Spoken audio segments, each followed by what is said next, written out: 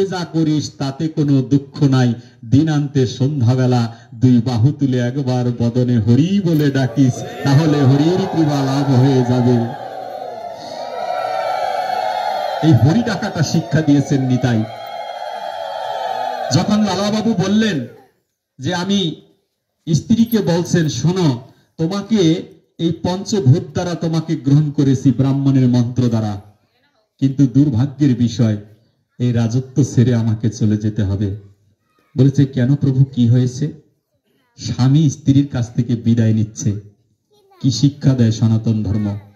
বলছে আমার বাসনাগুলো পোড়ানো হয়নি, জীবনের শেষ প্রান্তে এসেছি, একদিন হা নিতাই হা গৌর বলে কাঁদতে পারলাম না। এই রাজার রাজত্ব আমি চাই না, এই সম্মান আমার প্রয়োজন নেই। আমি আজকে থেকে পথের ভিখারি হয়ে বেরিয়ে যাব। আমি কোথায় যাব জানো? যেখানে সাধু গুরু বৈষ্ণবের সঙ্গ হয়, সদায় যেখানে রাধে রাধে বলে কাঁদে, সেই শ্রীধাম মধুর বৃন্দাবনে আমাকে যেতে দাও। আমি বৃন্দাবনে চলে যাব। স্ত্রী পায়ে ধরে কাঁদছে, তোমার এত বড় রাজত্ব, এটা কে সামলাবে? স্ত্রীকে বলছেন তুমি এই রাজত্ব দেখে রাখবে। ধর্মরাজ ছিলেন এই লালাবাবু, তুমি এই রাজত্ব দেখে রাখবে। এই রাজত্বের সকল প্রজাদের দায়িত্ব তোমার।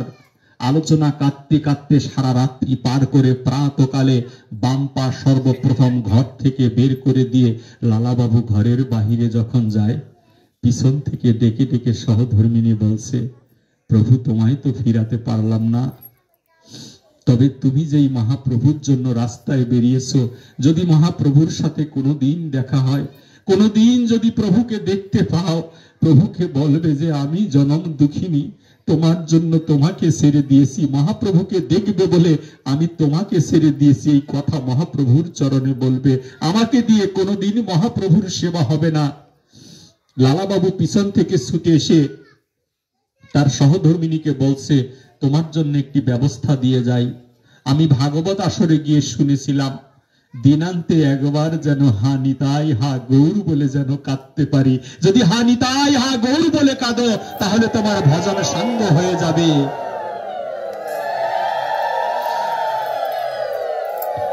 এমনি করে লালাবাবু বাড়িটা ছেড়ে চলে গেলেন।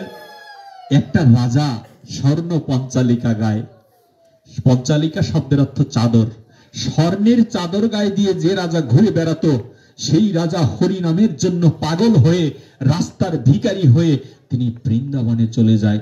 বছরের পর বছর কষ্ট করলেন। রাতে যেমন শীতের দিনে শীত বেশি, গরমের দিনে গরম বেশি, না খাওয়ার যন্ত্রণা। যিনি 101টা আইটেম দিয়ে স্বর্ণের থালায় খাবার খেতেন, একবার গৌর বলার কারণে তিনি রাস্তার ভিখারি হয়ে গেলেন, ভিক্ষা করে খাবার খাচ্ছেন। তথাপিও মহাপ্রভুর কৃপা লাভ করতে পারলেন না। কেন মহাপ্রভুর কৃপা পাওয়া যাবে না? মহাপ্রভুর কৃপা পাওয়ার জন্য নিতাই তো বলেছেন কিঞ্চিত কৃপা। কিঞ্চিত মহাপ্রভুর ওই কীর্তন যদি কেউ গ্রহণ করে, তাহলে মহাপ্রভুর অপার কৃপা হয়ে যায়। এত বড় কৃপাময় অবতারী, তারপর তুমি কেন এই লালাবাবুকে কৃপা করছো না? বছরের পর বছর ভজন করছে, সেই ভজনের মধ্যে কোনো চাওয়া পাওয়া ছিল না। কোন ভুলের কারণে লালাবাবুকে কেন নিতাই গৌর কৃপা করছে না? এই প্রশ্ন যখনই লালাবাবুর যখন হৃদয়ে মাঝে জাগলো, রাত্রিবেলা ঘুমিয়ে আসে লালা বৃন্দাবনে। ঘুমিয়ে থাকার পরে হঠাৎ করে দেখে একজন সুন্দর কপালে সুন্দর তিলক, সুন্দর নামাবলী গায়, দুই বাহু তুলে জীবের দাঁড়ে দাঁড়ে গৌরা হরির নাম বিলায়। মহাপ্রভু আমার একজন সন্ন্যাসী রূপ ধারণ করে লালা বাবুর কাছে এসে বক্ষের উপরে পা দিয়ে বলছেন, লালা তোকে আমি জীবনেও ক্ষমা করব না। শুধু এক জনম নয়, জনম ও জন্মান্তরের জন্য তুই অপরাধী হয়েছিস। তোকে সারা জীবন, এই জীবন নয় অন্য জনমেও তোকে কৃপা করব না, হরিনাম তোকে কৃপা করবে না। লালা বাবু লাফ দিয়ে উঠে বসে গেলেন। বসে বলছেন, কে তুমি? ব্রাহ্মণ। তোমার এই ব্রাহ্মণ রূপ, তুমি কি ব্রহ্মস্বরূপ? বলেছে, আমি ব্রহ্মস্বরূপ নয়, আমি হচ্ছি ভক্ত হয়ে এসেছি, এবার আর ভগবান নয়। বলেছে, প্রভু কিসে আমায় ক্ষমা হবে? আমি তো অপরাধী প্রভু। বলেছে, তোমার একটা প্রিয় বন্ধু আছে, সেই বন্ধু যে আমার বড় প্রিয়। কে সেই বন্ধু? বলেছে, সেই বন্ধুর নাম হচ্ছে জগৎ শেঠ। যদি জগৎ শেঠের বাড়িতে গিয়ে তুমি ভিক্ষা মাগতে পারো তাহলে তোমাকে আমি ক্ষমা করে দিব। ওই বাড়িতে ভিক্ষা না মাগা পর্যন্ত ওই আরেকটা জীবকে তুই শত্রু বানিয়েছিস, ওই জীবটার সাথে আমার সম্পর্ক রয়েছে, ওই জীবটাকে আমি ভগবান বড় ভালোবাসি, সেই জীবটার বাড়িতে গিয়ে যদি ভিক্ষা না মাগিস তাহলে কোনোদিন চৈতন্য মহাপ্রভুর কৃপা লাভ করতে পারবি না। ভগবানের বার্তা বলছি গো। ভোর হবার আগেই লালাবাবু লাফ দিয়ে দাঁড়িয়ে ওঠে, চোখ ডলতে ডলতে লালাবাবু জগৎ শেঠের বাড়ির দিকে ছুটে যায়।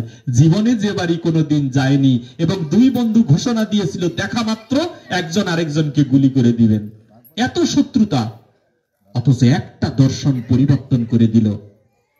এই দর্শনের জন্য গেটের বাহিরে গিয়ে লালাবাবু গিয়ে গেটের বাহিরে বসে আছে, গেট খুলেনি, কারণ জমিদার বাড়িতে একটু পরে গেট খোলা হয়, একটু সূর্যটা উঠলে গেট খোলা হয়। কিন্তু অনেক আগেই একটা বস্তা গায়ে দিয়ে গেছে, পাটের বস্তা, একজন রাজা, সেই রাজা শিরে একটি পাটের বস্তা গায়ে দিয়ে মাথাটা কোন রকম ঢেকে গিয়ে জগৎ শেঠের ঘরের দরজার সামনে দাঁড়িয়েছে। এই সাধু শাস্ত্র আমাদের মীমাংসা হবার কথা শোনায়। সাধু শাস্ত্র দ্বন্দ্ববিহীন একটা জিনিস। যদি মনে করি আমি বৈষ্ণব সেবা দেব, কোটি টাকা খরচ করব, আমি ওই ভিখারিটাকে কেন নিমন্ত্রণ দিব? ওর সাথে আমার চিরশত্রু, ওকে আমি দেখতে পারি না, খবরদার ও যেন বৈষ্ণব সেবায় না আসে। আমরা কেউ বৈষ্ণব সেবায় বাধা দেবার অধিকার রাখি না, অথচ সেইটাই সনাতনীরা করছি, আমি করছি, আমার কথা বলছি। জগৎ শেঠের বাড়ির সম্মুখে যখন লালাবাবু দাঁড়িয়ে রয়েছে, দাঁড়িয়ে থাকতে থাকতে পা ব্যথা হয়ে গেল, ঘড়ি ছিল না তো, কয়টায় এসেছে জানে না, শুধু রাধারানীর কীর্তন করছে। আর লালাবাবু যখন একটুখানি দেখছে পা গুলো একদম ধরে গেছে দাঁড়িয়ে থাকতে থাকতে, তখন লালাবাবু বসে পড়ে, বসে গেটের সামনে বসে বসে গুনগুন করে রাধা নামের কীর্তন করছে। হঠাৎ করে সূর্য ওঠার আগে ব্রহ্ম মুহূর্তে হঠাৎ করে বাড়ির ভিতর থেকে দেখে হরিনাম সংকীর্তন আসছে, সুর আসছে বাড়ির ভিতর থেকে। কি সুরে গাইছেন? ভোরবেলা ভোর আরতি কীর্তন করছেন জগৎ শেঠ। বাড়িটা ঘুরে ঘুরে পরিদক্ষিণ করে জগৎ শেঠ প্রতিদিন প্রাতকালে ভোর আরতি সুরে হরিনাম কীর্তন করতেন। হরে কৃষ্ণ হরে কৃষ্ণ কৃষ্ণ কৃষ্ণ হরে হরে হরে রাম রাম রাম হরে হরে।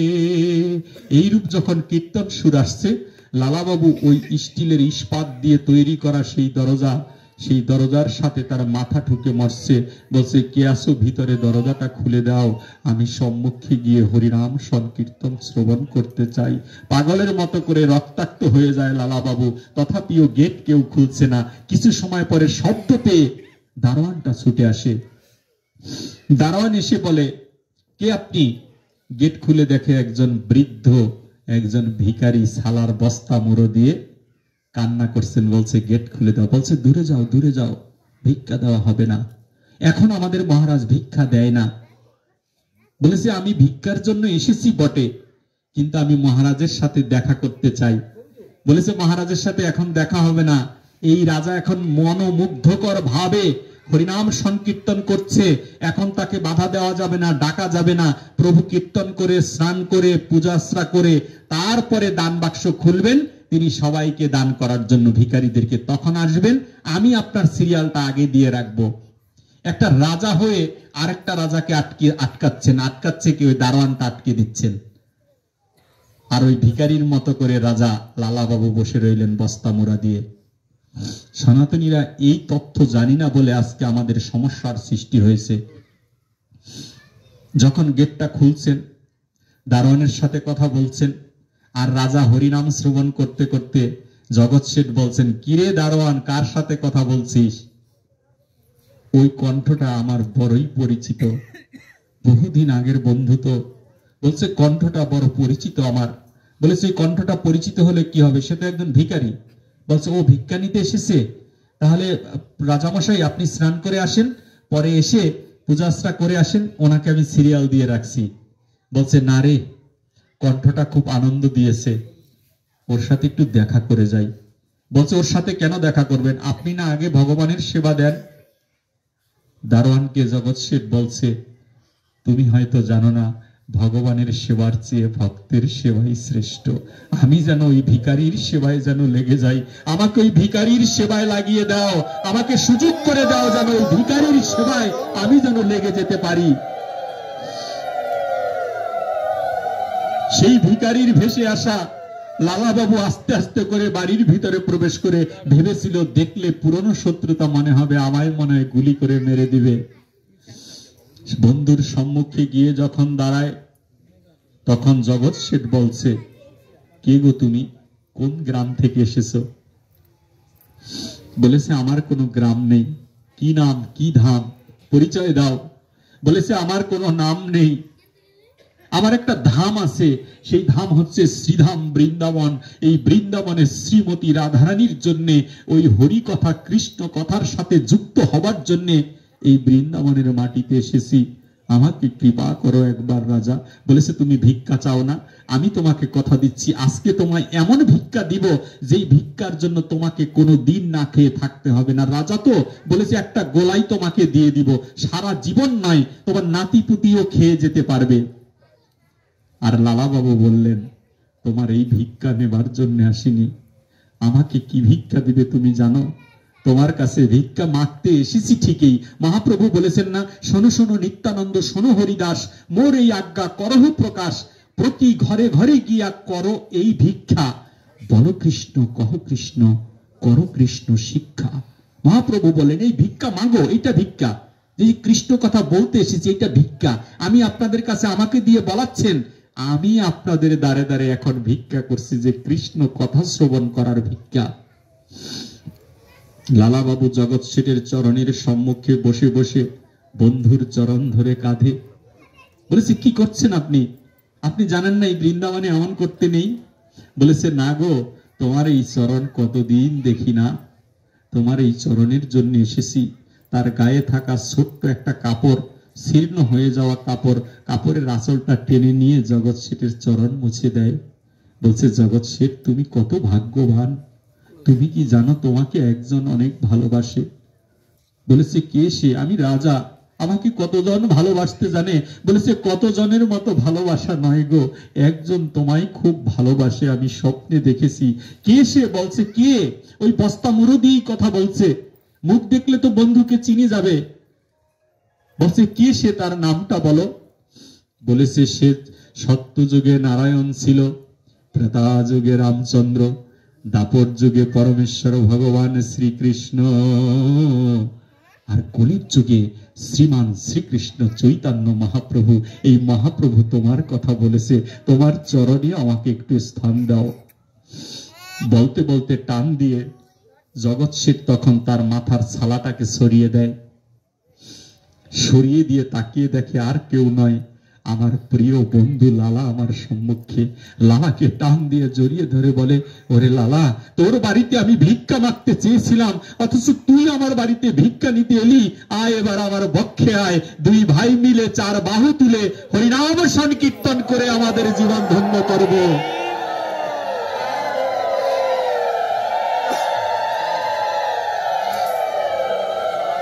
এই হরিনাম কীর্তন করে ভিক্ষা করব। আশ্চর্যের বিষয়, যখন দুই বন্ধু চার বাহু তুলে হরিনাম করছে, হরিনাম করতে করতে করতে করতে হঠাৎ করে তাকিয়ে দেখে আকাশে বড় মেঘ জমেছে, হঠাৎ করে তাকিয়ে দেখে মৃদু বাতাস বয়, হঠাৎ করে তাকিয়ে দেখে অনেক লোকের গুঞ্জন শোনা যায়, হঠাৎ করে তাকিয়ে দেখে পরিবেশ অন্যরকম হয়ে গেল।